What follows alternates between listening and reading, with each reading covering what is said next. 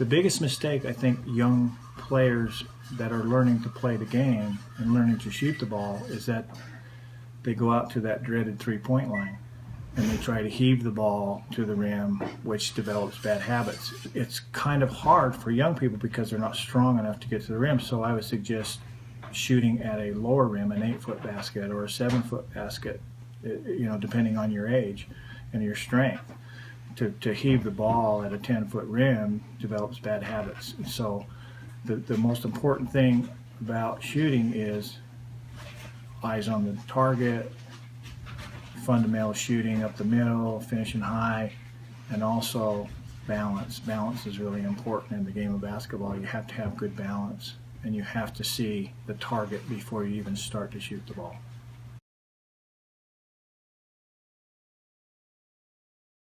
Great shooting starts with great shooting technique, and for me as a junior high coach, and it even gets worse the farther kids go along, but as I get a kid in a junior high that's developed bad habits because of improper shooting techniques, those are the hard habits to break for me. By the time they're 13, 14, 15 years old and they've already developed those habits, and I have to spend so much time working on that. That's one of the hardest things as a junior high coach to have to do. And what I tell our kids is practice doesn't make perfect, practice makes permanent. So if you're practicing doing stuff the wrong way, that's what your muscles are going to remember, and you're going to develop those bad habits that are then going to have to be broken later on in life as you start to move further on in your career, in your basketball career.